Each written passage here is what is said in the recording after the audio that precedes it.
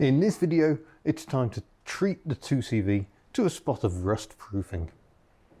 Now I just want to quickly address something in the previous video on the 2CV, which was the U Pol Raptor review. I don't think some people realise that the Raptor was applied when this was a bare body shell. So before the top coat went on, all the metal had been replaced, it was all brand new. The U Pol Raptor was applied, then the 2CV, the rest of the body was painted in just regular 2-pack, and then the reassembly began. And 2.5 years of Welsh weather later, we have some rust to deal with. So we'll start with the flooring here. Got that bit along there, and there's a couple of seams around the back I'm keeping an eye on as well. And so what I'll do is give it a bit of a wire brushing in those areas, and then apply some Vactan rust converter. It is my rust converter preference. And then I've got some Bilt Hamber anti-corrosion wax to apply to well, pretty much everywhere actually. You'll note I've not got the floor mat in the 2CV. That's very deliberate because it just allows it to dry out again. But if I'm going to be applying wax and stuff, then I think the mat's going to have to go back in, which means I'm going to have to find it. I think it's over there somewhere, or maybe that's it there. Yes, that looks like the floor mat. So there we go, I can put that back in. That'll help make things a little bit quieter as well, I hope. So I should crack on. Actually, wire brush might be a bit aggressive. As it happens, last time I was down here, I purchased a new sanding block. These are quite useful on cars because you got something a bit more to grip than just regular sandpaper. And yeah, that's a fairly coarse one, which is what we want in this case. We don't want to entirely remove the rust with the Vactan. The Vactan does actually like some rust to work with. You're just trying to get rid of the loose flaky stuff really, and we're not trying to get to bare metal. There's no point applying a rust converter to bare metal, but especially with this section along the floor, I'm worried that it's rusted on the underside, and I can't really get to that without lifting the body off. So I'm hoping the rust converter will kind of flood underneath it. Just have to hope for the best really, and then wax the absolute craziness out of it. But first, tea. By the way, for those wondering, I have a flask. The flask provides a sufficient amount of tea to get me through the day. Because of course I've got no facilities here. I've got no electricity, I've got no water. So yeah, it all fun and games. Right. I shall finish my tea and then I'll get started. And if you're really lucky, I might even think about doing something about these rusty bolts down here. I know these are causing a lot of upset, they're quite unsightly. This is typical zinc plated stuff, has just rusted like crazy. I don't know whether stainless steel would be better, because stainless steel might then cause a reaction in the body, so gold knows. Maybe I should have rust converted these some time ago. There's always something. Right, first thing I'm going to do is cut this sound deadening back a bit, because that's not helping, it's getting in the way. Don't know how easy this stuff is going to be to remove. Oh, very easy, there we go. Oh yeah, but we can see the problem, the paint is just flaking like crazy, so we need to try and get rid of all this loose paint. And then we can let the rust converter do its thing. And yeah, some of that, okay, some of that is flaky metal. Deary me. A 2CV doesn't stay restored for long if you actually use it. Oh yeah, that's just not, it's like it's not really adhered at all along that edge. I'm going to try and cut the actual paint off. I still feel it's quite rubbery under that, but it is not doing the job it's meant to do. I've cut away all the flaky stuff and we're back to actually pretty sound looking metal, although clearly some rot is creeping in, but I can see rot creeping along all the edges. So I think we have found the weakness of U Pol Raptor. Just noticed a rusty spot there as well. That's a quite interesting one. Not sure what's going on over here. What's going on in there? Just some poor coverage. We'll dump some rust converter in there too. Could do with having a vacuum out really, but I haven't got a vacuum. But I am going to just give this light is the bane of my life. A bit of a rub along here just to get off any surface rust. And around there. And then I think I'll have a tidy up before going any further. Right then, I'll try and cast a little more light on the situation. And we'll apply the Vactan. Transferred some to a little cap here, and we'll get pasting this on. Oh, more flickery paint there. You can kind of see how rubbery the U Pol Raptor is in places like that. Just try and get it all around. Do that bolt head as well, can't hurt.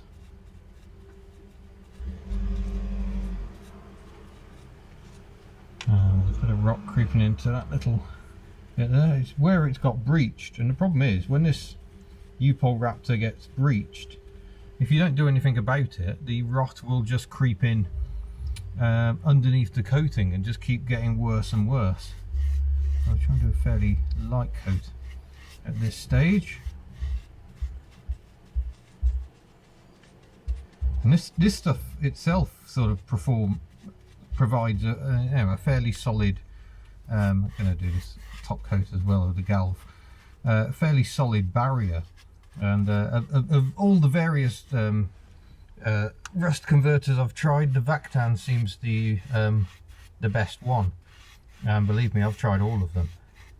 QRust isn't bad, but it's very expensive because you only buy a small amount at a time. I think it's just surface rust. I don't think the top plate of the chassis is rusting. That is galvanized. That should be fairly robust. I'll get a good bit in that seam along that edge. And I'm going to do along the side of the floor over here as well, because again it's the edge that seems to have gone. And so hopefully this will protect things slightly better. It's all very dusty in here. It's making a right mess of everything really. Another bolt there that's going a bit rusty. It's bolt for the exhaust hanger which hangs below. I might even do the edge of the seat frames over here, because they're a bit of a mess as well, but you can't see that from there because I'm rubbish at filming things. Why not put a bit on the door hinge also. It dries to a black finish, so it's kind of perfect for door hinges. These door hinges would have been protected by powder coating by the look of it. That's all flaking off there. So just do that there as well. Right, I'm going to come around to your side. I won't film that bit. Things are starting to look really ugly under here. If I bring you under, try and fold you into a way that fits. Yeah, there's rot all along the seams here, but by far the worst bit is over here. If I can find an angle that works. Yeah, look at this. Water's clearly got into this seam really badly. It actually looks like that outrigger isn't quite attached to the floor. I'm not entirely sure what's going on there. But yeah, this U Pol Raptor is starting to feel like a really bad idea. Because, yeah, that is a problem. All I can do for now is apply rust converter and then wax the absolute bejesus out of it. But, yeah, that is not good times at all. And again, it's all the sharp edges is where the U Pol Raptor has failed. It's not failing on the flat panels, because as you'd expect, there's no edge. It's like it's shrunk slightly after being applied. And yeah, that's very disappointing. I actually got the U Pol Raptor as a freebie from U Pol, which I was very pleased about at the time. But yeah, if I paid money for this coating and 2.5 years later it was breaching everywhere, I think I'd be a bit upset. So yeah, this is a frustrating business. I'm going to slap some rust converter on. I've already done areas around the back I've shown you previously, and then get the wax out. While I got the Vactan out, I thought I'd put some on the Sana to try and stop this wheel arch deteriorating further. It's quite crusty, but unfortunately it then goes into holes, and I've just splashed a bit around the edges to try and stop it, but obviously it's going to need a bit of welding. Not entirely unexpected, but now we must move on to the unboxing section of the show.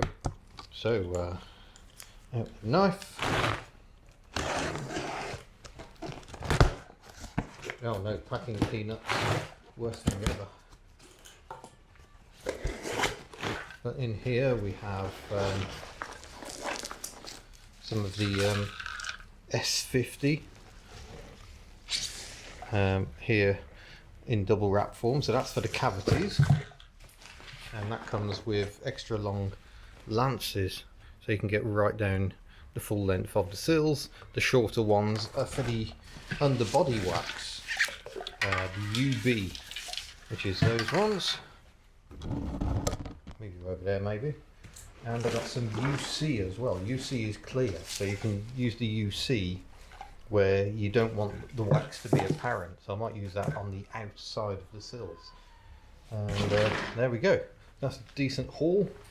In total, this little pack cost £89.30 for those 6 aerosols. But in the big scheme of things, that isn't so much money. I think I've even got some S-50 left somewhere from previous orders, but this should hopefully stop my 2CV rusting away. So while I'm waiting for the Vactan to cure on the bits I've had to paint, I can crack on with cavities, because cavities can be waxed at any point. I'm going to start with the sills, which I think have holes in, which should be handy, so I'll try and show you how I do that. So there we go, I've got a hole in the back of the sill here, because I think I have waxed these sills before on the inside. I just noticed a bit of scratch damage there, I don't know how I've managed that. But such is life. And you kind of insert it as far as you can. Oh, now it's starting to back up. There we go. Try and get right down the length of the sill. Connect the can up. And then pull it back out. Twisting a bit as you go. Oh, that's got stuck. That's interesting. Yeah, I think I've managed to get that knotted somewhere. Ah, there we go. Yes, it's kinked up and destroyed the pipe. How very HubNut.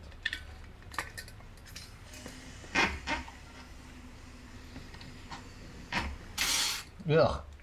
And then it comes out and sprays you in the face.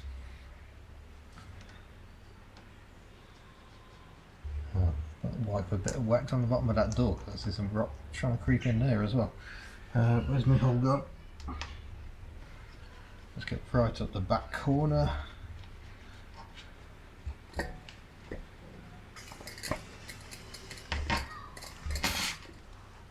There we go, just do that repeatedly. Right, it's now time, having done the cavities, to use the UB. So this is a brown fluid, which I'm going to spray pretty much absolutely everywhere under here. And I'll bring you in so you can kind of see what I'm up to. Maybe. I'll start at the back. So all these seam areas. Oh, this comes out very thick. Well, that's a bit thicker than I was expected.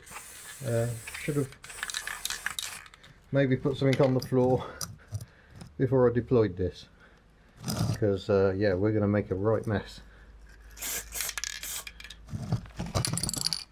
Oh, I'm getting it all over the lens as well. Brilliant. And the camera itself.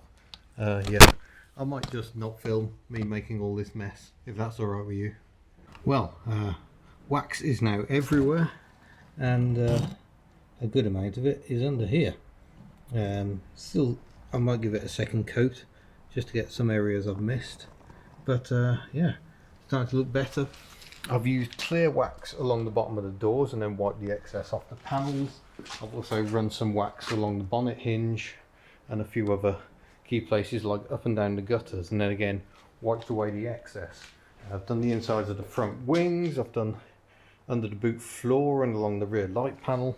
There's various seams under here, so I've just focused my attention on the seams really, rather than trying to coat the entire panel, because rust doesn't tend to start in the middle of panels, it tends to start on the seams, and I'm going to have to do that one again as I entirely missed it. But yeah, starting to feel like progress is being made. The other thing I wanted to do at the unit, I'm having a really good tinkering session today, is change or clean up the shock absorber mount on this side, because we've done the driver's side, that's now much better. There's a slight rattle from this side this morning, but we've got a few issues going on, one of which is that the exhaust is under here, and I'm going to have to give the exhaust a very good clean before I drive off, because once that gets hot with all this wax on it, it's going to be disgusting. Also, this bush, I've taken the nut off on the back here, but this bush, the shock absorber doesn't want to come off because the bush has seized to the pin. This is very common. I'm amazed it didn't happen on the other side, and there's not really a lot I can do at this point really, if that doesn't want to come off. Right, I managed to get that turning using a breaker bar. Like, it's great having actual tools, but how can I get it? Oh yes, there we go. This is using an 18mm ratchet spanner, very kindly supplied by Ian Jackson, one of my followers, so thank you Ian, here it is being used.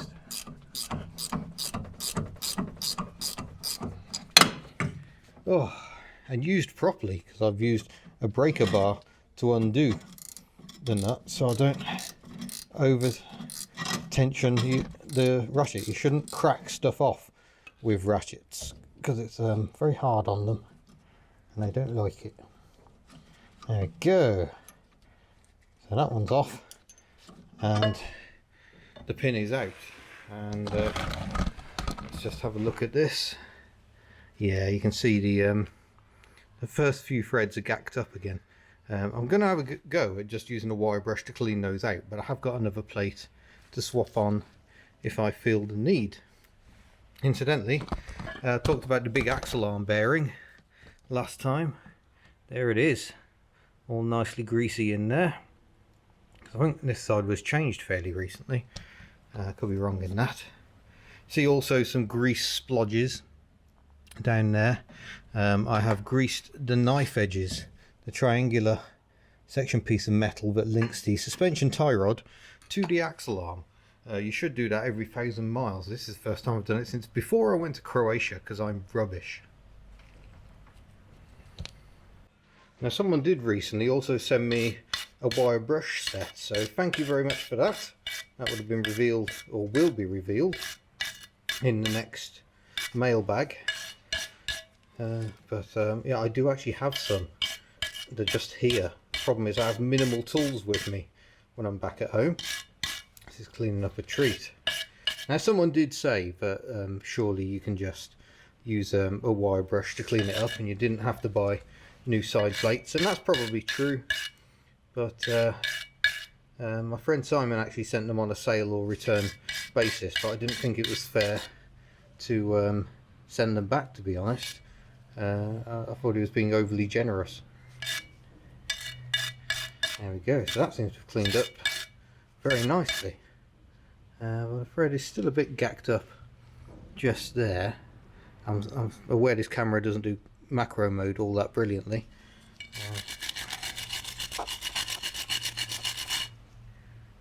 Yeah, there we go. I think we might have got it. I have got some thread files that I haven't used yet. Maybe I'll give those a go. Well, no, typically I can't find a thread file, so what more wire brush it is, and then we'll do a bit of spray on copper grease to try and stop the bush seizing on there and to make it easier to get the nut off next time. And now we can reassemble. So I've got to slide it through the shock absorber and get the nut back on. Washer first. The washer is also and in need of a bit of a clean up.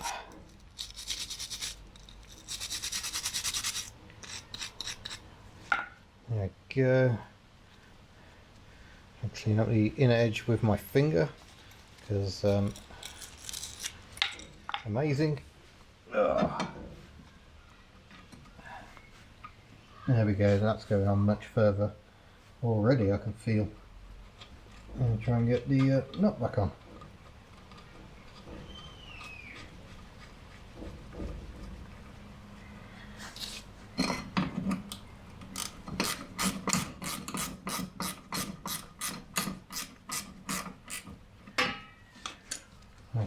Before we get a final tightness, I'll try and get the angle kind of where it needs to be. So I'm just going to eyeball the angle for now. Trapezoid needs to be shorter. There we go.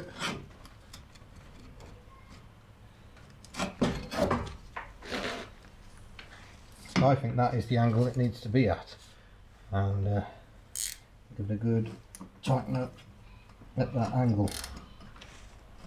So now I'm doing what I should have done anyway, which is just take the front wing off because it makes life easier. Gives better access to this mount up here. Well, that bolt. Can't get it otherwise, but given I'm meant to be rust proofing, it allows me to do something about this leading edge as well, which is also chipped away the paint slightly, so I'll get waxing. Once I'm done, I'll finish doing the job on the suspension first and then spray wax everywhere. It's a much better way round of doing it, I think. And there we are, Eddie's back together again. She's protected from rust like never before. I might get some of my big wipes and try and wipe excess wax off the exhaust, or it's going to be really stinky on the way home. But already the next video is in production because there have been issues. One of the issues is noisy people next door, but there's an issue. More on that next time. So I shall say, thank you very much for watching. Thank you noisy people for your noisy music, and I look forward to seeing you in a future video. Farewell.